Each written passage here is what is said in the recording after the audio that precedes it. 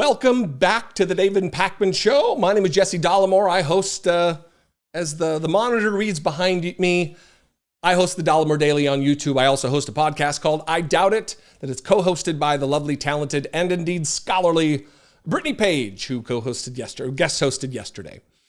Listen, we should be accustomed to interference in our elections by now. There are all kinds of nefarious actors all across the globe who are gunning for interfering in our elections, whether that be Russia, China, other dictatorial nations that are gunning to try to get Donald Trump back into office because his presidency supports them. He himself supports them. The Viktor Orbáns of the world, the Kim Jong-uns of the world, the Vladimir Putins of the world, they are his friends. He sends them love letters. We fell in love, he says about Kim Jong-un. So this story that I'm getting ready to talk about, I have two clips from CNN of women in Europe, dozens of women in Europe who have had their identities stolen and then mapped onto a fake social media account, their images either AI altered or just Photoshop altered to look as though they are Donald Trump supporters. Now, the question remains, and I think it does need to be investigated. I hope the authorities are on it. Is this something coming out of the Trump campaign itself? Is it something coming from a sinister national actor, a state actor outside of the United States? Or is it maybe the Trump campaign coordinating with one of those countries? We don't know. I got two clips. Let's start with the first. Debbie is heading home from work in Luxembourg, Northern Europe.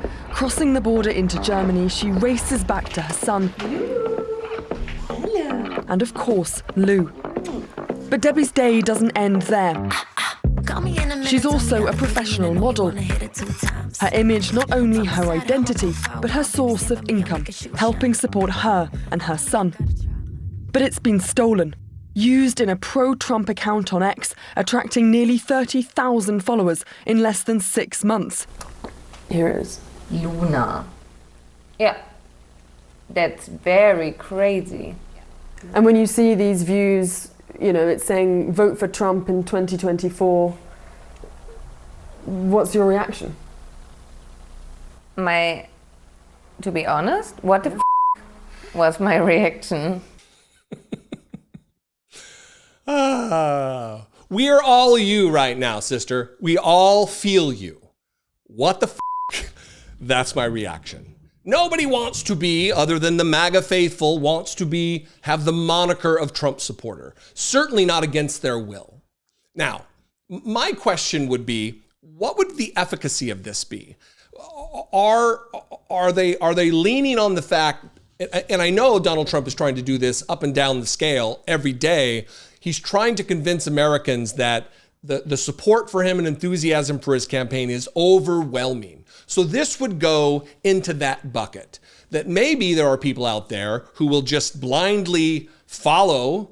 I know lemmings aren't really what lemmings are supposed to do and be, but we'll just colloquially talk about lemmings. He's thinking that there are lemmings out there who look, oh, look at this pretty lady. She's a Trump supporter. I guess I'll vote for Trump.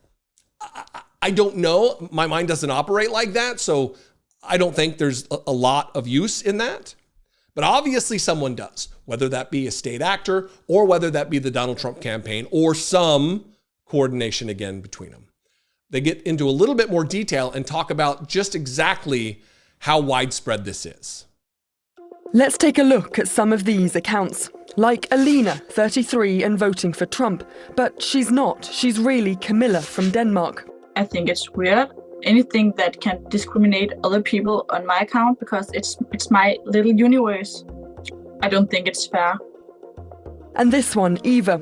She even has a verified blue tick, which is supposed to weed out fake accounts. You feel very taken advantage of, also because it's kind of my image. I don't want to think people think that I do what those profiles sometimes are promoting. We ran the suspicious X photos through a reverse image search engine and found they were lifted from Instagram posts. Certain patterns emerged. The fake accounts repost each other. It's a sign of a coordinated campaign. Here, several of the fake accounts post the exact same wording. If you're voting for the man who survived an assassination attempt, I want to follow you. It's another sign the accounts are linked. And that's not all. Some of the accounts manipulated the images of these women. Have a look at Debbie's post, the original on Instagram, and now the fake one on X. Her hat now reads "Make America Great Again." Look at this t-shirt, before and then Trump 2024. For now, we don't know who is behind all these accounts. But the former US National Security Council spokeswoman, who also used to investigate fake accounts for Twitter, told us this. I don't think it's unreasonable to ask questions about, could there be a state actor involved? We know that there are multiple state actors who have been using social media to try to sow disinformation campaigns in the run-up to the 2024 election. Technology has given us vast wealth, vast opportunity. There are so many positive aspects to the technological society that we live in. The democratization of the internet. I mean, the ability of an idiot like me to be as lucky as any human being ever to have nearly 800,000 subscribers on YouTube and speak to an audience of millions and millions and tens of millions of people every month. To have the opportunity to guest host this show for David. That's big, that's huge. But with those freedoms and with those benefits also come scary things like this. A coordinated effort, but by the way, not being batted back by Elon Musk, not being combated by Twitter, X. The misinformation is running wild. Now, the onus is on the federal government, is on investigatory intelligence agencies across our span of many lettered places, the DIA, the CIA, the NSA, all of these different intelligence agencies to get at it, the FBI to start investigating, to see who's behind this. Because it's not just this, I guarantee you. It's not just stealing identities from pretty ladies in Europe and making them look like Trump supporters. There are far more nefarious and sinister and impactful methods that are absolutely taking place if this is happening. If this is right in front of us and a reporter from CNN can uncover it, there are far more under the cover things that are happening that will have an impact. And it really does talk to just how dangerous and precarious our democracy is at this moment in American history. Not only are we having threats from without, we have very real threats from within. The Trump campaign, Donald Trump's promises to spark lawsuits, to challenge votes, to challenge voters, to challenge entire precincts. It is dangerous. They want to end democracy in America. It's not hyperbole. It is not even mildly exaggerative to say it. They have said it. They tried a coup on January 6th. They tried to overthrow the United States government. People are in prison right now for seditious conspiracy. It's the standard operating procedure of the Republican Party.